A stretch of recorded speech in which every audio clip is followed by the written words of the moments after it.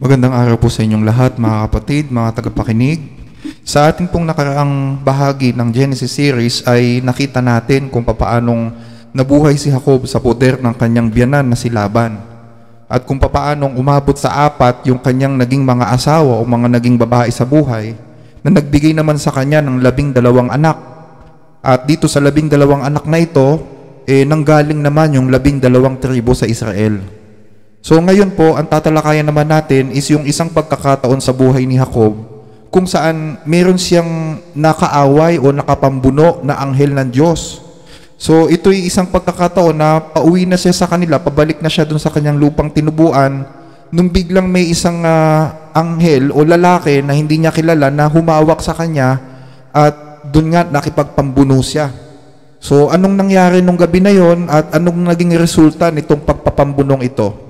Pero kung hindi nyo pa po naririnig yung istorya tungkol dun sa buhay ni Jacob, sa piling ng kanyang biyanan, yung mga hirap, mga sufferings na pinagdaanan niya habang siya'y nakatira sa kanyang biyanan, inaanyayahan ko po kayong panoorin nyo muna yung video number 18 sa ating Genesis playlist. Yung video na may pinamagatang ang 4 na babae sa buhay ni Jacob.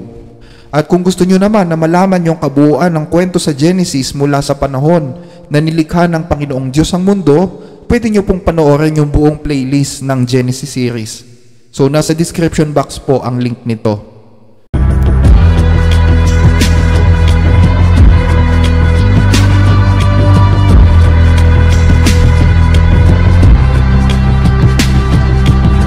So, alam nyo mga kababayan, bagaman may basbas ng Diyos yung pagbabalik ni Jacob sa kanyang mga magulang after 20 years ng kanyang serbisyo kay Laban, alam nyo, hindi naging masaya o hindi naman nakaramdam ng excitement si Jacob dahil babalik na siya sa kanila Hindi naging masaya yung pakiramdam ni Jacob nung siya'y pabalik na sa kanyang mga magulang.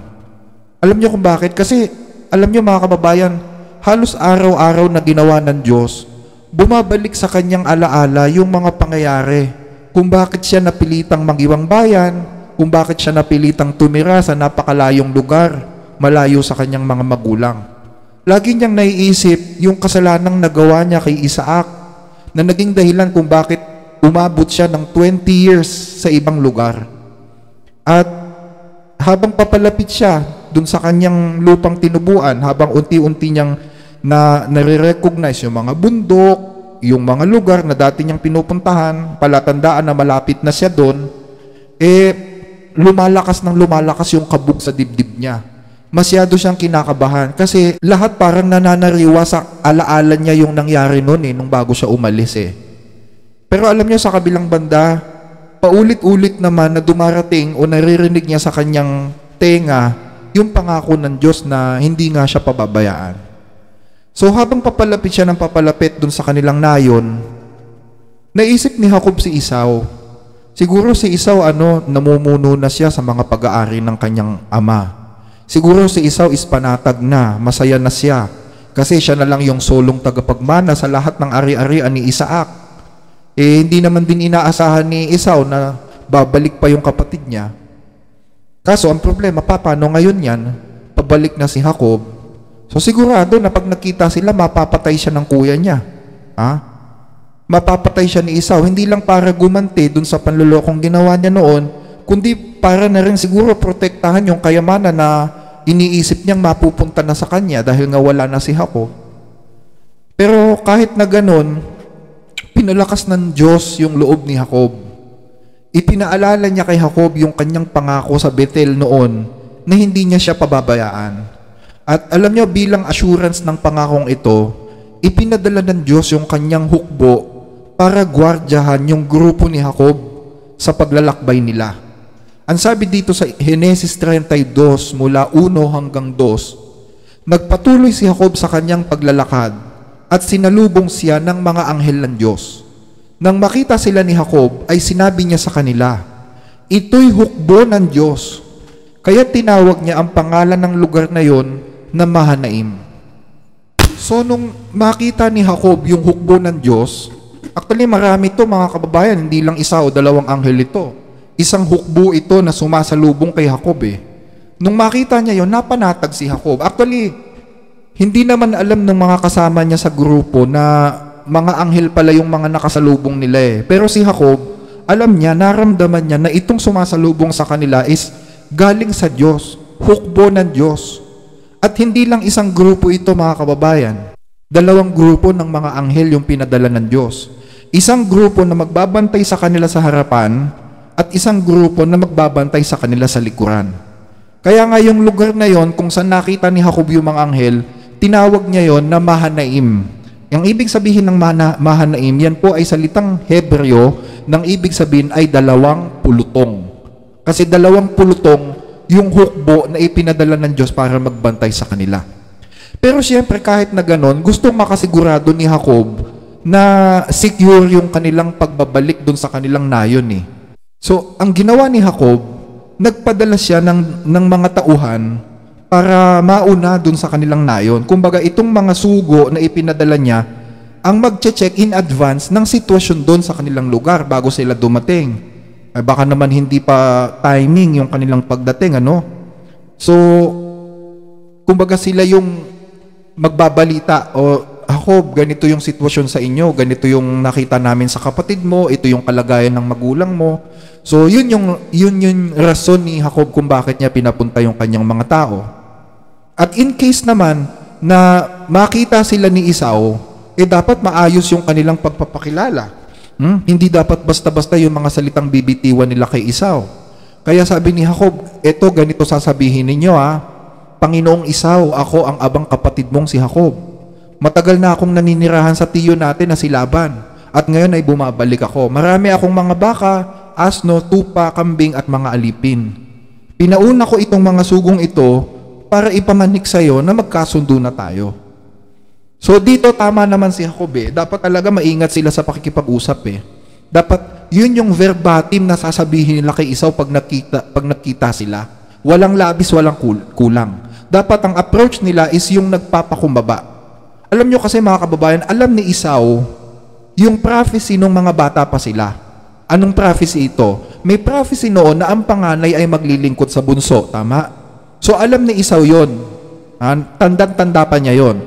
So para huwag mag-init si Esau, pag naalala niya yun, dapat maunahan nila siya. Pag tinanong kayo, ang sasabihin ninyo, ako ang abang lingkod mong si Jacob. So kumbaga, pinapalabas dito ni Jacob na ikaw, Esau, ang Panginoon. Na si Esau ang Panginoon at siya ay alipin. So, magandang empathy yun, mga kababayan, para hindi mag-trigger si Esau di ba?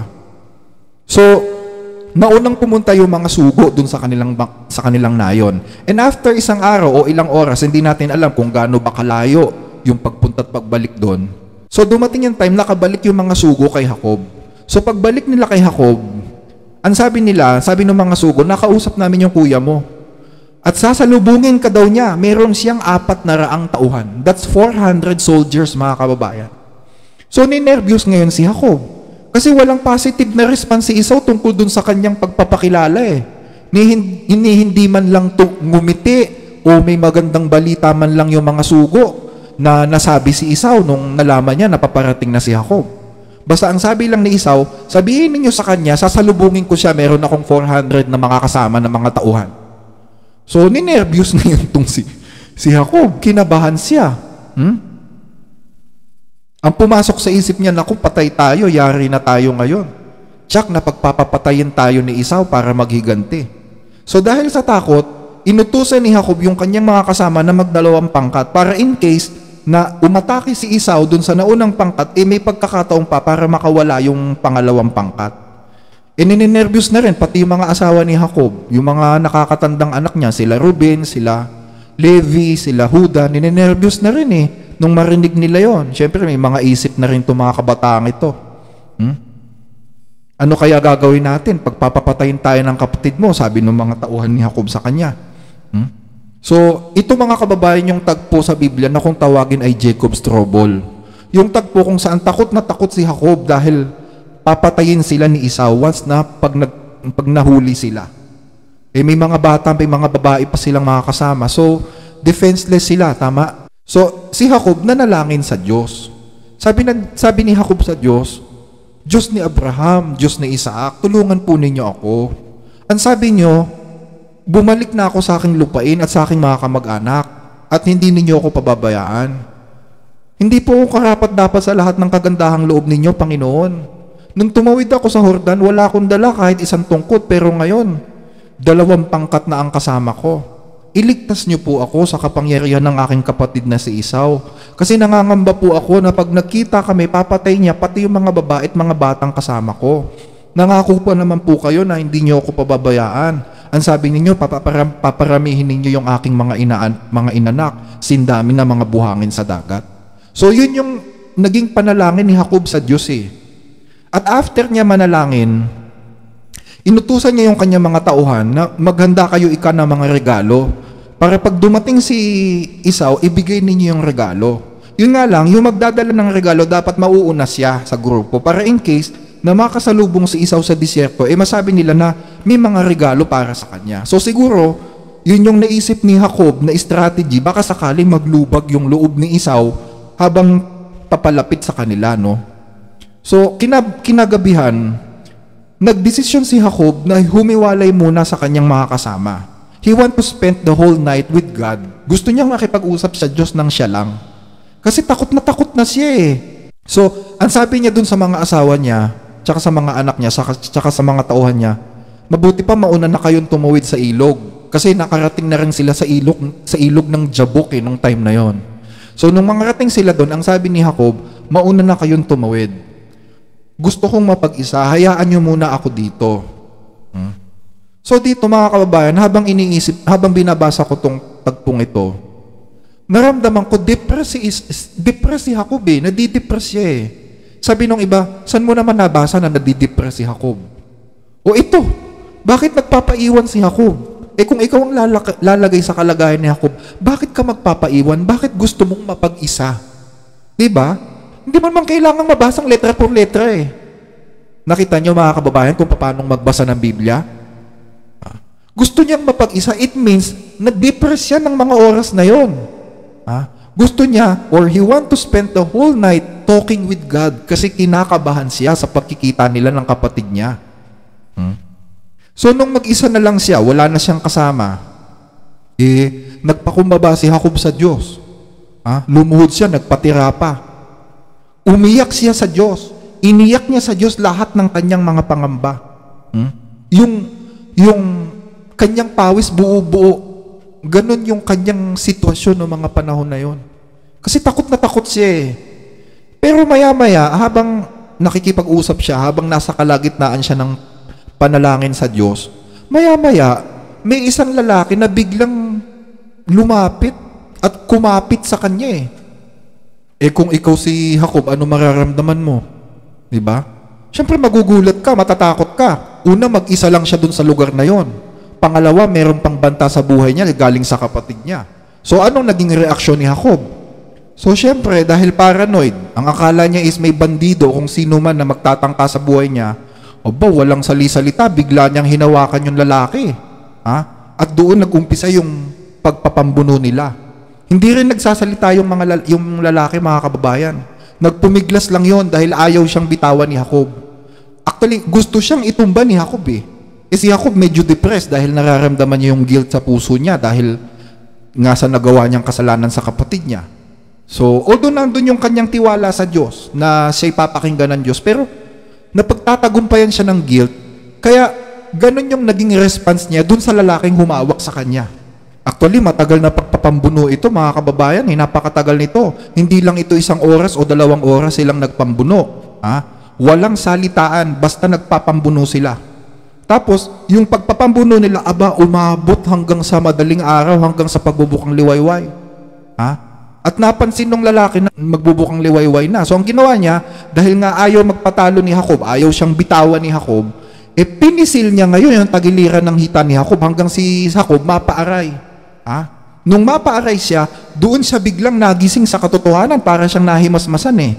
Bakit? Naramdaman niya, teka, mukhang hindi pangkaraniwang tao itong kapambuno ko, sabi ni Jacob sa sarili niya. Doon niya naramdaman na hindi basta-basta tao yung kanyang kaharap. Galing sa Diyos yung lalaki na yon. Alam niyo naman si Jacob eh. Di ba? Si Jacob, madali yang makakilala ng isang tao kung siya ba'y sugo ng Diyos o hindi eh. Madali siyang makakilala. So, nung time na yon, hindi niya nakilala yung lalaki na yon kasi depressed nga siya, paranoid siya. So, nung pinisil ng lalaki yung kanyang hitat, napaaray siya sa sobrang sakit. Doon siya parang nagising at naramdaman niya na yung lalaking kapambuno niya ay anghel na galing sa Diyos. Yun nga lang, nung naramdaman niya yon, mas lalo niyang hinigpitan yung kanyang hawak doon sa lalaki. Kahit sobrang sakit nung hita niya sa pagkakapisil nung lalaki, hindi siya bumitaw eh. Bitawan mo ko, sabi ng lalaki, magbubukang liwayway na. Si Jacob umiiyak na. Actually, umiiyak siya, hindi dahil nasasaktan na siya doon sa pagkakapisil dun sa hita niya. Umiiyak siya dahil ayaw niyang pakawalan yung lalaki hanggat hindi siya nakakahingi ng assurance. Anong klaseng assurance ito? Yung basbas. Ang tawag ng Biblia, basbas. Pero ang totoo nun, mga kababayan, ang gustong makuha ni Jacob, nung nalaman niya na tagalangit o anghel ng Diyos, yung kanyang kapambuno, hindi niya binitiwan yung lalaki dahil gusto niya na makakuha ng assurance na siya ipinatawad ng Diyos sa kanyang kasalanan. Tandaan nyo, si Jacob nadidepress dahil ang feeling niya hindi pa siya pinapatawad ng Diyos. Kasi kung siya'y pinatawad na ng Diyos, hindi sana darating sa punto na ganito na papatayin pa siya ni Esau pag nakita sila eh. So, parang pakiramdam niya sa sarili niya, wala yung proteksyon ng Diyos eh. Dahil kung ako protektado ng Diyos, na kung ako'y pinatawad na talaga, ba't ganito napapatayin pa rin ako ni Esau eh? So, ayaw niyang bitawan yung anghel, gusto niyang makakuha ng assurance na ako pinatawad na ng Diyos. Yun ang gusto niya. At umiiyak siya. Hindi siya umiiyak dahil nasasaktan siya dun sa pagkakapisil sa hita niya.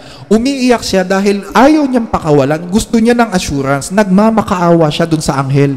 So, tinanong siya ngayon ng anghel, ano ba pangalan mo? Sabi niya, ako si Jacob. Sabi ng anghel, o sige, mula ngayon, Israel na ang itatawag ko sa iyo, hindi na Jacob, sapagkat nakipaglaban ka sa Diyos at sa mga tao at ikaw ay nagtagumpay, sabi ng anghel. Tanong, nagtagumpay ba talaga si Jacob? Nagtagumpay ba talaga siya? Hindi nga niya naigupo yung anghel hindi niya napatumba eh. Pero ang sabi ng anghel, nagtagumpay ka, sabi niya. Aminado yung anghel na hindi siya nanalo kay Jacob. Kaya nga ang sabi, nakipagpambuno ka sa Diyos at sa tao, ikaw ay nagtagumpay. So hindi man naigupo ni Jacob yung anghel, aminado yung anghel na nanalo si Jacob. Alam niyo kung bakit? Alam niyo kung paano nanalo siya? Kasi nakita nung anghel yung pananampalataya, yung pagpapakumbaba, yung pagsisisi sa puso ni Jacob. Nanalo si Jacob hindi dahil sa lakas. Nanalo si Jacob hindi dahil sa puwersa, hindi dahil sa kamao o dahil sa kanyang bisig. Nanalo si Jacob sa anghel dahil sa kanyang pananampalataya, sa kanyang pagpapakumbaba, sa kanyang pagsisisi, sa kalinisan ng kanyang puso, nanalo siya.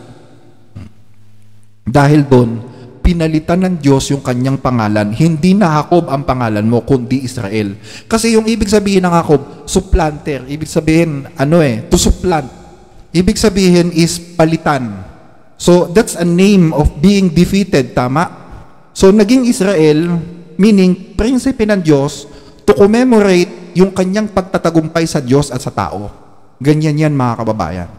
So, ngayon, malinaw na kay Jacob, malinaw pa sa sikat ng araw na na-realize ni Jacob yung tindi ng consequence ng hindi niya pagtitiwala sa Diyos. Yung pagkakamali na pinangunahan niya ang Diyos nung una, nung dayain niya yung kanyang tatay at kapatid. Kasi sinabi na nga, di ba, ang panganay ay maglilingkod sa bunso. So, si Jacob ang magiging Panginoon kay Esau. Pero ang ginawa kasi ni Jacob, pinangunahan niya yung plano ng Diyos eh. Kung hinayaan na lang niya na ang Diyos ang gumawa ng paraan, total, sinabi na nga ng Diyos na yung kuya niya, maglilingkod sa kanya eh. Wala, pinangunahan niya. So, nagsuffer ngayon siya ng matinding consequence, ng matinding depresyon. Ngayon, malinaw na sa kaisipan ni Jacob, yung lalim, yung tindi ng consequence ng pagkakamaling ginawa niya. Sabi nung iba, nung mga nagko-comment dito, kagustuhan daw ng Diyos yung ginawa ni Jacob na pandaraya sa tatay niya, which is mali, mga kababayan. Maling-mali yun. Maling paniniwala yun. Walang kinukonsinti ang Diyos na pandaraya. Anumang pandaraya ay masama sa Diyos, mga kababayan. So, ang katunayan na hindi kagustuhan ng Diyos yung ginawa ni Jacob sa kanyang tatay at sa kanyang kuya is ayan, nagsuffer siya ng depresyon.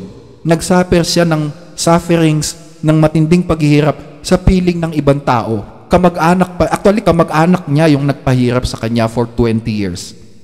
Ganyan yung naging consequence ng pagkakamaling ginawa niya.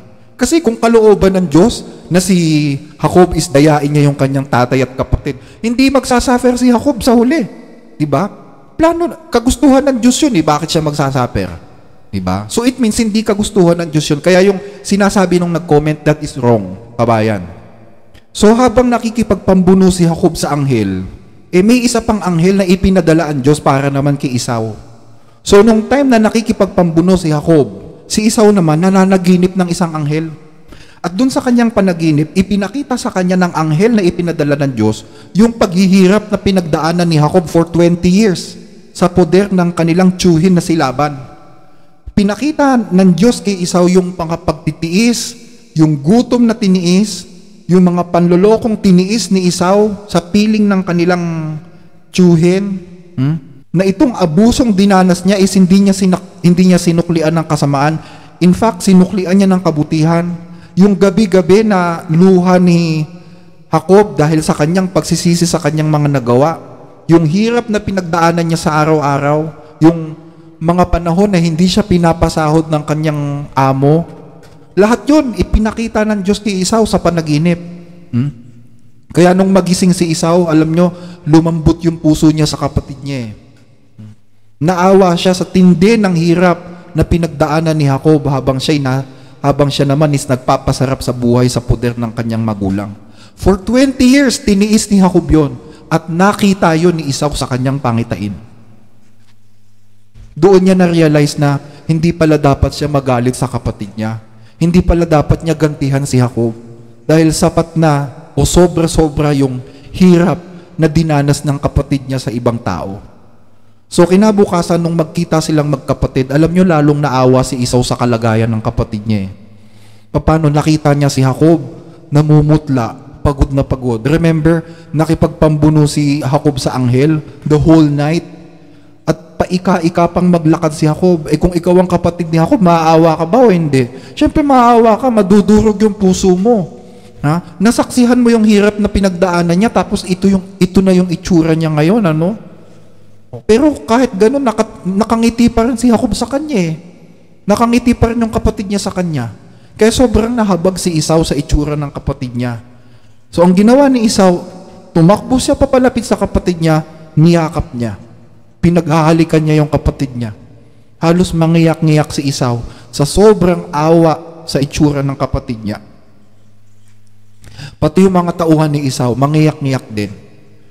Hindi naman sila nagtataka kung bakit nagbago yung kilos ni Esau kasi naikwento din naman sa kanila ni Esau yung napanaginipan niya. At doon, after noon, ipinakilala na nga ni Jacob kay Esau yung kanyang mga anak, yung kanyang mga asawa. So anong aral ang mapupulot natin dito mga kababayan? Alam nyo, darating yung time, bago dumating ang Panginoong Jesus, na lahat ng mga lingkod ng Diyos daraan sa ganitong experience na naramdaman ni Jacob.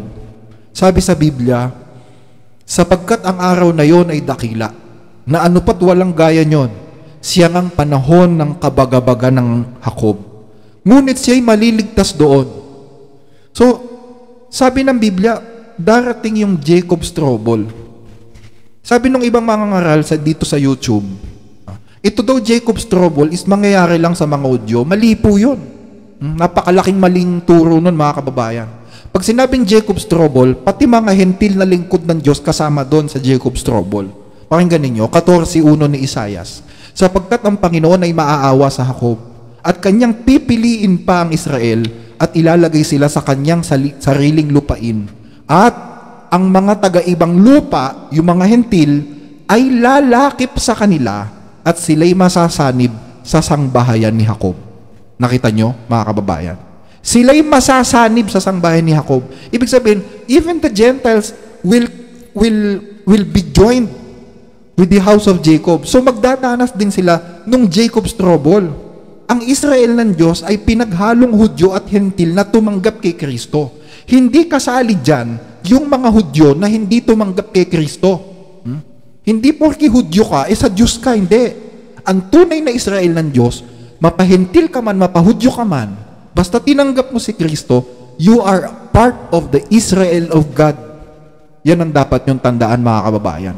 Isang pangalan sa silong ng langit na sukat nating ikaligtas, pangalan lang ni Kristo. Walang ibang way para maging anak ng Diyos maliban sa pananampalataya kay Kristo, mga kababayan. Kahit Hudyo ka pa. So darating ang araw bago dumating si Kristo, isang kautusan ang ibababa para pagpapatayin ang lahat ng mga anak ng Diyos, Hudyo man o Hentil. Pakinggan ninyo, Apokalipsis 6:9.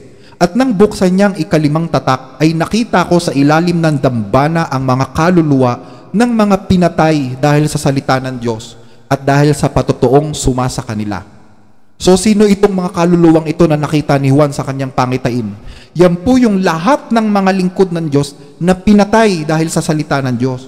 Kasama dyan yung mga protestante na nag-alay ng kanilang buhay para protektahan ang ebanghelyo. Kahit ipinapapatay na sila ng Papa sa Roma. Lahat ng mga lingkod ng Diyos na ubibig sa kanyang salita, kapalit ng kanilang buhay, kasama sila dyan sa mga kaluluwang yan na nakita ni Juan. Ano sabi ng Diyos? Sila'y sumigaw ng tinig na malakas na nagsasabi, hanggang kailan, O Panginoong banal at totoo, hindi mo hahatulan at ipaghihiganti ang aming dugo sa mga nananahan sa ibabaw ng lupa. At binigyan ang bawat isa sa kanila ng isang maputing balabal at sa kanila'y sinabi, magpahinga pa ng kaunting panahon hanggang sa maganap ang bilang ng kanilang mga kapwa alipin at ng kanilang mga kapatid na mga papatayin namang gaya nila. So darating ang time na may isang kautusan na ibababa para patayin ang lahat ng mga natitirang anak ng Diyos dito sa lupa. At doon mararamdaman ng mga anak ng Diyos yung naramdaman ni Jacob nung time na magkikita na sila ni Esau. Kaya ang tawag doon is Jacob's trouble. Pero ano sabi ng Biblia? Makakaligtas sila doon. Paano silang makakaligtas?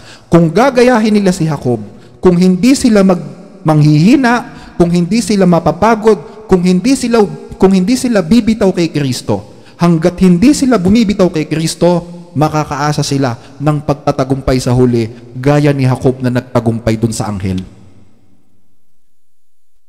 Magandang araw po sa inyong lahat, mga kababayan at mga kapatid. Sana po ay nasa mabuti kayong kalagayan.